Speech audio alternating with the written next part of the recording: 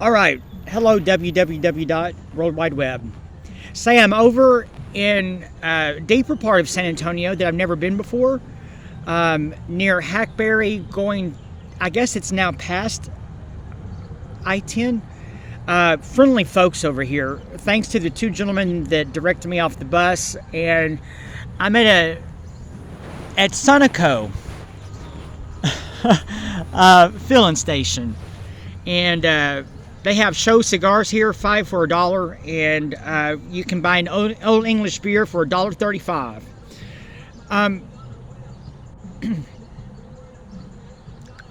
I have lost my train of thought completely.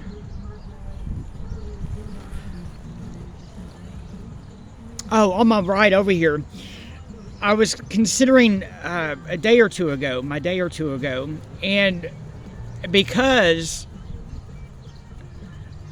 it's a fact that some may have heard me say this, that I was sizing someone up about his posture and stance with another man, and linking that to a place of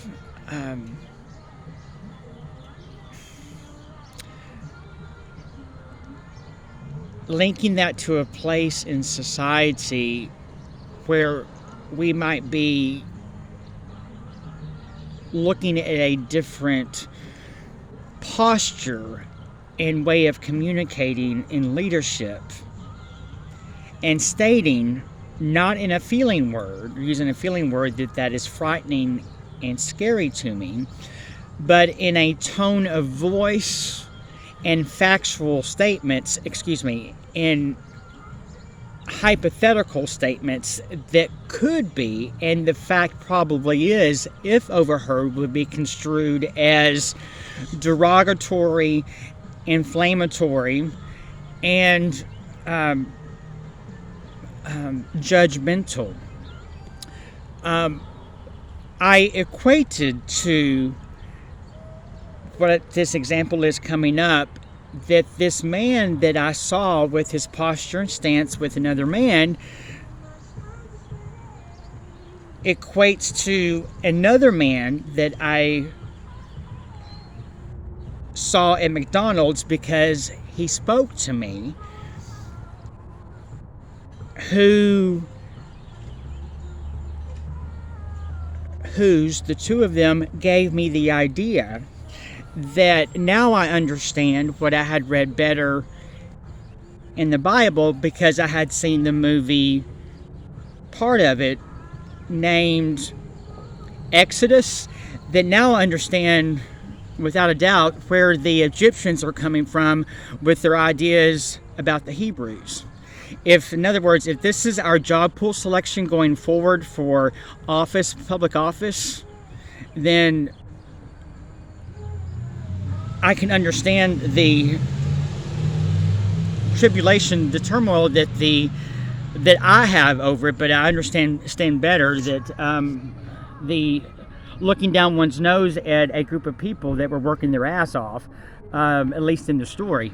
But I had today too the follow-up thought with it, or another thought, that what if those guys are like of our ancients? And I think of a group that I'm attracted to, and it's public knowledge, of MS-13.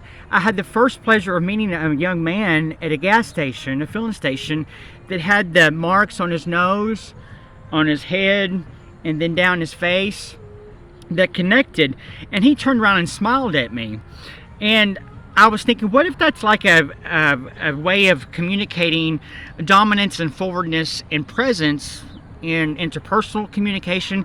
It probably could be, but with the type of activity, and it's unfortunate for me, and I say that because I haven't really liked the experiences, but I'll link the third experience I had earlier without even knowing it to that when the man chased me out that had gold teeth in his mouth, chased me out of a restaurant because of my behavior, right? And there's no use to use the vulgarities here, but because I've already mentioned it, but what he told me when he ran after me, and then he stopped and gave up.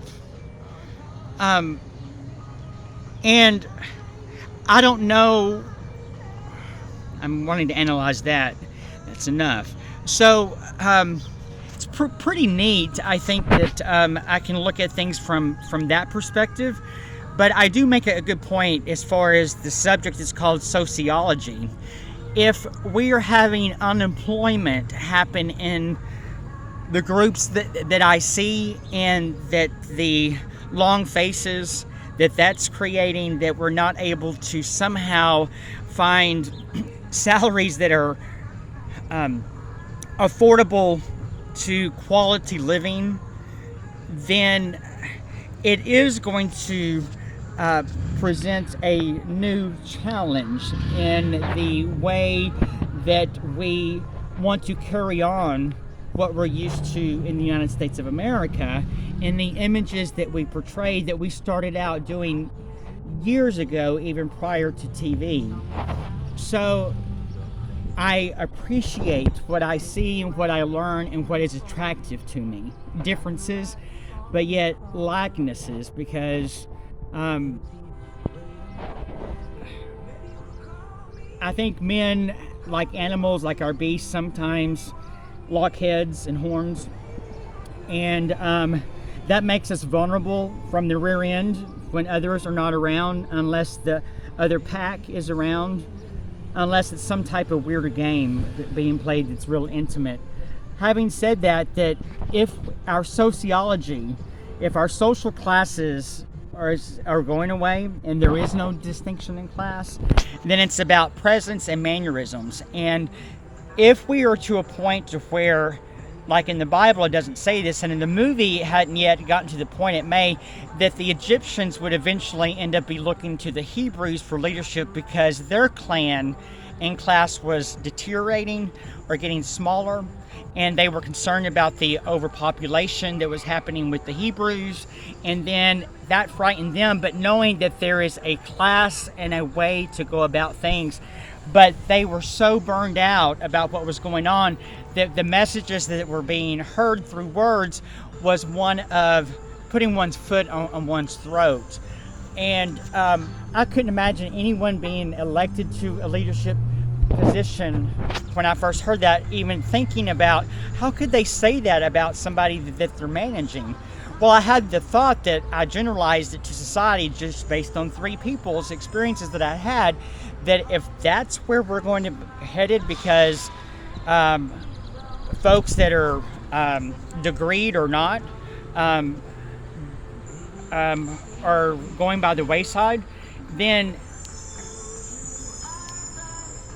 there will eventually be nobody to train those folks and to show and to carry on.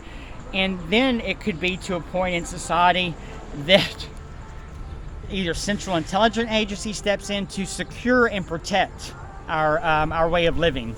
I'm going to have to go. The manager's coming out. Got to go. Bye. How you doing, sir? Good, just recording.